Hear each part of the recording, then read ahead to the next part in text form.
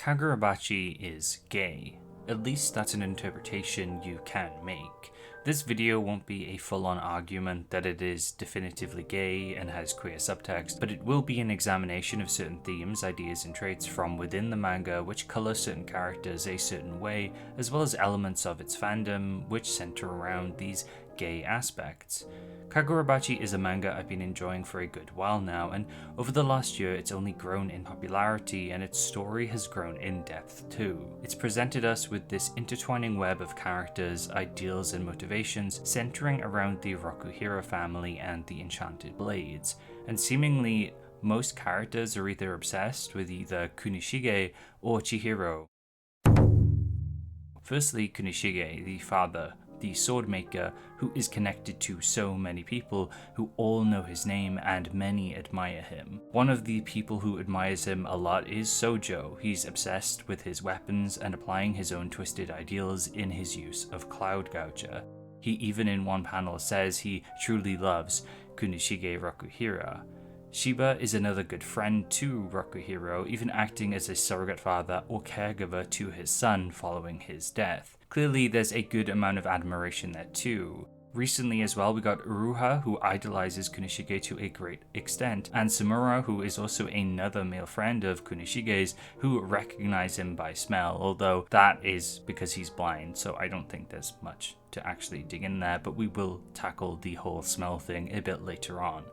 Countless other characters know of Kunishige too and express some sort of admiration, since he's the creator of such powerful weapons and effectively helped save the world from the big uprising that happened around 18 years ago. And I think it would be amiss not to mention the swords being possible allegories for penises as well. The jokes could really write themselves there, but if you really did want to dig into some gay analysis for Kagurabachi, you could probably easily string together something regarding this, because swords are a phallic object, and usually in these sorts of analyses they come up a lot. Just think of something like Highlander, which uses sword duels to help build its own gay subtext, which is honestly really interesting, and if you like Highlander or if you've never seen Highlander, I recommend delving into that film. At least to me, I find it extremely fascinating, and it's partly why I kind of want to look at Kagurabachi through this kind of lens. Do I think the same thing is being done here by Hokuzono? Even potentially? No, not really, but I do think it's fun to try to analyze Kagurabachi in this way, and I'm also interested in how the story might evolve with this potential gay subtext as we get more of Kagurabachi's story. The whole thing regarding Kunishige is mostly based on a bunch of jokes I've seen, which I do find quite funny. It does seem like everyone in the Kagurabachi universe just kind of idolizes this one man and respects him in some sort of way. The main reason I'm bringing it up is because it's just done to such a comical extent, and because it links in with the next character who we have to talk about, which is his son, Chihiro. For real though, I think there is a lot of interesting conversation that could be had surrounding Chihiro and his current relationships and encounters with other characters. It makes sense because he is the protagonist after all. He is going to have these interesting relationships with all sorts of characters. To really set the stage though, let's go through the basics of his character. We know his childhood was okay, but it was very male dominated. He has his father, Shiba, and he's met some of the other swordsmen in the past, like Samura on occasion, but lived relatively isolated with no mother. Mommy issues may arise perhaps, as will daddy issues because his dad met a sudden and tragic end. I did do a small amount of research and read a few papers regarding the nature of sexual identity and preference against having absentee parents, but in all honesty, the data from these is inconclusive. Some could suggest there are patterns that may open up adolescents to adopt a different range of sexual preferences, and a lot of other data just kind of denies this. I'm also stupid and find it hard to read these articles and papers and extrapolate data, but suffice to say, nothing I could find was very definitive, so I didn't really want to focus on it too much. I do want to bring up the idea of it though. I think having less input from parental figures and exposure to women may have shaped how Chihiro grew up, and then with no real role model to follow save maybe Shiba, perhaps the world at large may have shaped Chihiro differently should he have had a role model father or a mother in his family. If anything, I think this is more food for any fanfics or doujinshis you'd like to make, and not something to take too seriously, as I don't want to make any bold claims on these ideas, and frankly humans are a lot more complex than this, and being gay isn't something that's as rigid and can be determined based on this factor alone. Still, I think it's interesting to think about Chihiro's upbringing in regards to this. One thing we can definitely extrapolate from his upbringing though is that Chihiro likely is extremely lonely. We know he doesn't really have any friends, at least at the beginning of the series. In comes Hakuri, because this is all a big front to push the Hakuhira agenda. I got you. But seriously, I think the relationship that has formed between these two is really special. You have two boys from pretty broken homes, one who has everything taken away from him and walks on a thin line fighting for a good purpose, but could easily dip into the pitch black of evils of the world, and the other has a father, a family, a fancy mansion, but it's all tainted, it's evil, and he's the one speck of good trying to crawl into this world full of light. They are yin and yang. Their designs also embody this, black and white, red and blue, designed to be partners because they contrast. This extends to their personalities too, with Chihiro being quiet, deadpan and serious, and Hakuri being abrasive, loud and emotive. Initially, it doesn't seem like they'd really fit at all together, but as they interact due to the Rakuzaichi, they realize they aren't so different and their goals align. They mix perfectly and lift one another up. Some of my favourite scenes then come from them meeting. Hakuri saying he wants a samurai, which is adorable and super gay. He wants his own knight in shining armour to help him, even equating Chihiro to his old pet praying mantis who ran away when he was younger, which is just adorable. There's these panels of Chihiro as well, calling over Hakuri, and he trots on over like a puppy. It's silly and goofy, but it's certainly fuel for any shippers or gay analysis. They just got familiar with each other so quickly, and they just have this natural dynamic that's just really fun to watch grow.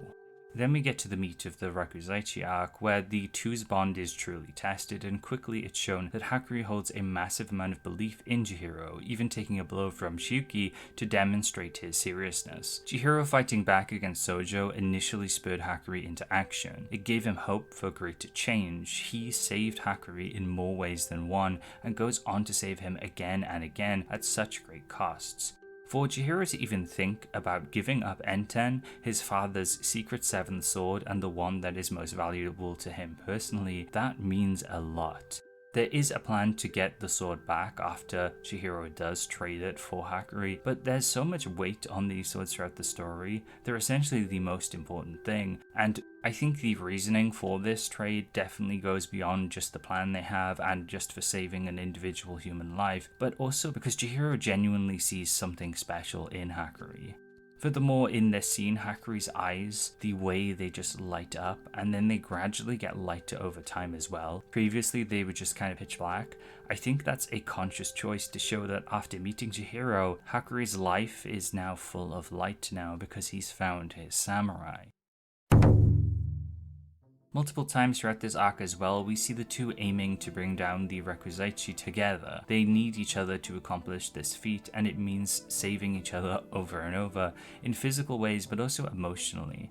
Hakuri is helping Chihiro in trying to stop his father's legacy from being used for evil with the Shunichi, and Chihiro is trying to help Hakuri trying to stop his father's legacy with the Rakuzaichi. They contrast and mirror each other in the best type of ways, and it just adds to the reason why so many people ship them together or just see them as great partners. With Hakuri though, we get to see the depths of his suffering and the abuse at the hands of his family.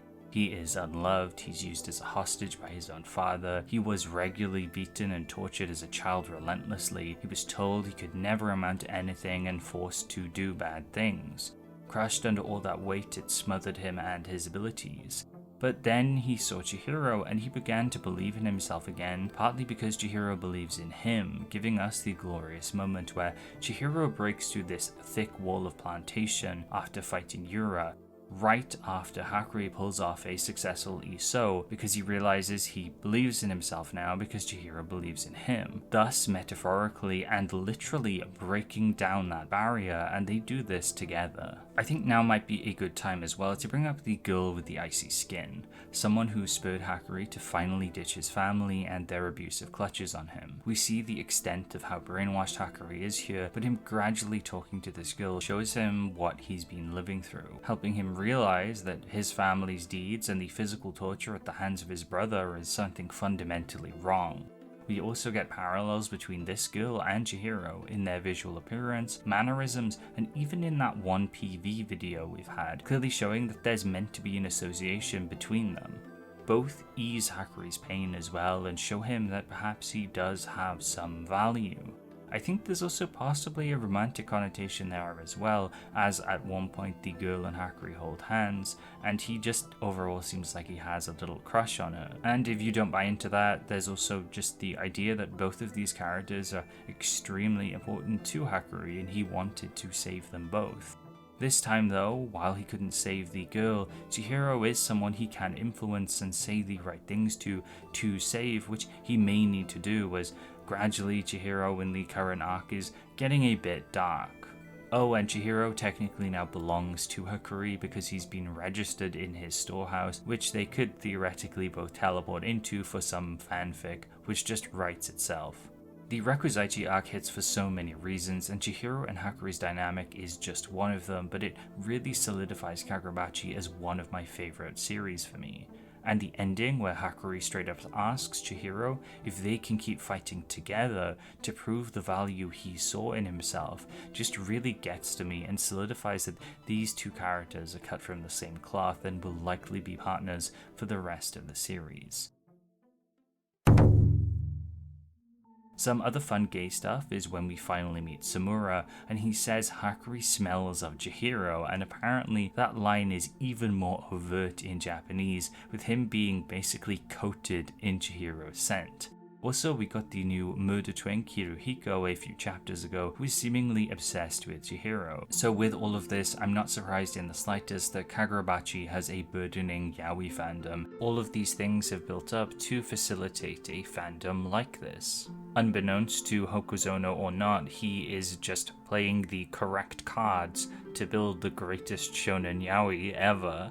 I definitely think the perception of Kagurabachi and other media as being gay or including gay characters or elements does come down to many factors, but one of them that I often think about is its portrayal of male intimacy. It's something that I think has gotten better at time in most media, and although I wouldn't say it's all that commonplace still, being a man or boy or identifying under male, there's often a stigma or social coding where intimacy, being physical, expressing love, is frowned upon. Really, this is old news. Men have to be strong, not cry, suck it up, only be open to their significant other. It's all really dated rhetoric, and we're slowly moving beyond that, or should have moved beyond that by this point. Still, I think these feelings and stresses still exist for a lot of people, or remain for older people, and being so open with your feelings can be difficult or strange if you've never really done it before.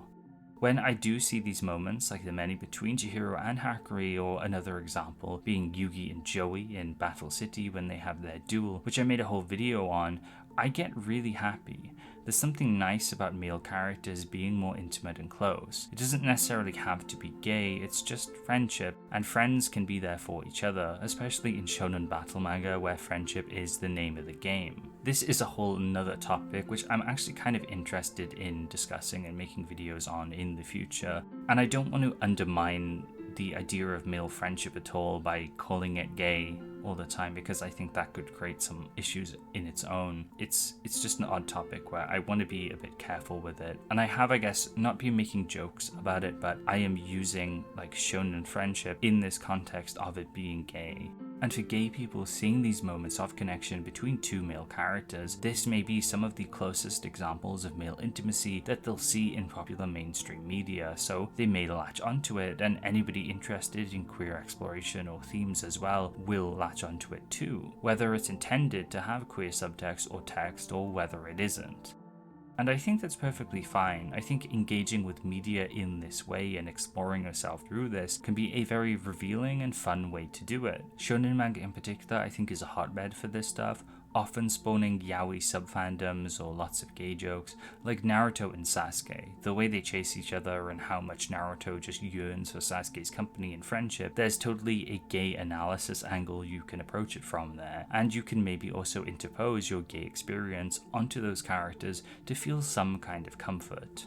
Ultimately, what I'm trying to say is a gay reading of these characters I think is valid, but equally just a normal shonen friendship reading is too. But I do think there's interesting links between those which could be explored. For me, as someone who loves shonen manga and is interested in exploring my sexuality kind of through that, it's just kind of fascinating to me. But I do want to be mindful that not everyone will see it that way. Hopefully, this section hasn't been too rambly, and we'll quickly move back to Kagurabachi stuff.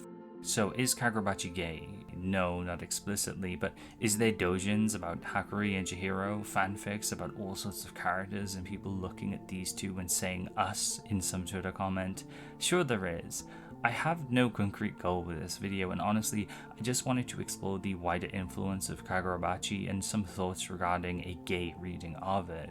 Seeing Chihiro and Hakuri just makes me happy. I see them together making each other's lives brighter, and I think, why not? They make great partners, and I just kind of want to be like that myself, or just draw them together, or just keep reading the manga so I can see them have scenes together, because it just brings me joy. It's just very affirming to me, in the story itself and from the perception of fans, that these characters work together, and it just makes me think, wow, I just kind of want to be like that for someone. I want to look up to someone with the same spark Chihiro and Hakuri have, and maybe help them dismantle an underground human smuggling operation, or just tackle life together.